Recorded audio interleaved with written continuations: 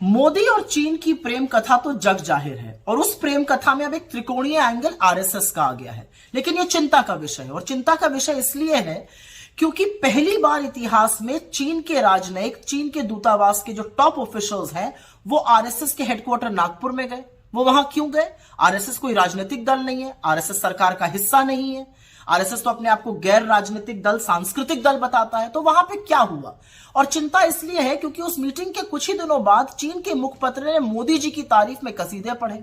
यह अलग बात है कि बायां हाथ कुछ और कर रहा है, दाहिने को उसका पता ही नहीं है, क्योंकि अभी जनवरी 2024 में इस देश के विदेश मंत्री ने कहा चीन और भारत के रिश्ते सामान्य नहीं है।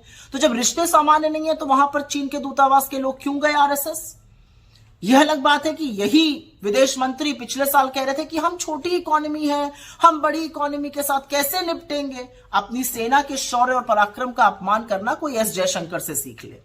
लेकिन अब याद रखिए कि हुआ क्या है। अप्रैल मई 2020 के बीच में चीन घुसपैठ कर रहा था और 15 जून की वो सियाह रात 2020 की जब 20 जाबाजों की गलवान में शहादत हुई। यह अलग बात है कि 4 दिन बाद मोदी जी ने देश से सीधा सफेद सपाट झूठ बोला और बिना पलक झपकाए कहा कि कोई घुसा हुआ नहीं है। और कितनी बड़ी विडंबना है कि तब से 19 कोर कमांडर लेवल की बातचीत में, मीटिंग में चीन वही क्लीन चिट लेकर बार बार दोहराता है कि आपके प्रधानमंत्री ही कहते हैं कि कोई घुसा हुआ नहीं है। लेकिन इस दौरान क्या किया? इस दौरान मोदी सरकार ने हमारे पेट्रोलिंग पॉइंट, जहां तक हम गश्त करते थे, पेट्रोलिंग पॉइंट 10, 11, 12, 13, 14, 15, 16, उनको बफर जोन में डाल दिया। जिन रणनीतिक इलाकों पर हमने कब्जा किया था वहां से सेना को पीछे किया गया।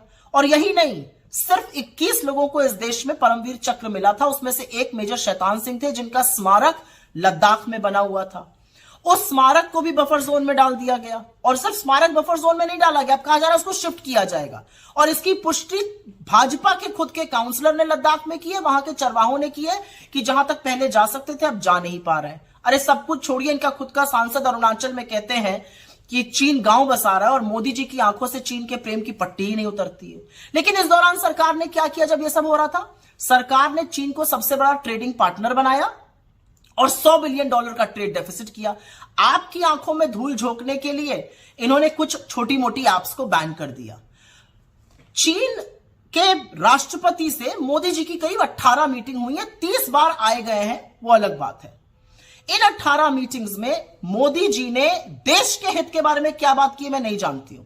लेकिन अभी एक मीटिंग हुई थी साउथ अफ्रीका में अगस्त 2023 में, और उस मीटिंग के बाद चीन ने एक मैप रिलीज किया जिसमें हमारे ही देश के जगहों का अपने देश में बता दिया गया। मोदी जी चुप रहे, बिल्कुल चीन का नाम नहीं लेते हैं। लाल आंख दिखाने की बात करते थे, यहां पर तो उनको झूले झूलने से फुर्सत नहीं है, ये साबरमती के तट पे झूल रहे हैं। महाबलीपुरम में नारियल पानी पिलाने से फुर्सत नहीं है, यहां पर शहनाई सुनने से फुर्सत नहीं है। और जब 20 जाबाजों की शहादत के बाद वो पहली बार राष्ट्रपति शी जिनपिंग से मिले तो बजाय लाल आंख दिखाने के लाल शर्ट पहन के गलबैया करने को तैयार थे। तो आज सवाल यह है कि आपकी मोहब्बत का जो चीन से खामियाजा है, उसका जो कॉस्ट है वो देश अदा कर रहा है, उसकी कीमत देश चुका रहा है। अब ये आरएसएस के साथ क्या खिचड़ी पक रही है, ये समझना जरूरी है, क्योंकि हमारी भूभागीय अखंडता पर, हमारी संप्रभुता पर चीन अगर नजर उठाकर देखेगा तो उससे सेना निपट लेगी। लेकिन आप लोगों के बीच में क्या पक रहा है, यह देश जानना चाहता है, और यह जवाब आपको भी देना पड़ेगा और यह नागपुर में बैठे हुए आरएसएस के लोगों को भी देना पड़ेगा।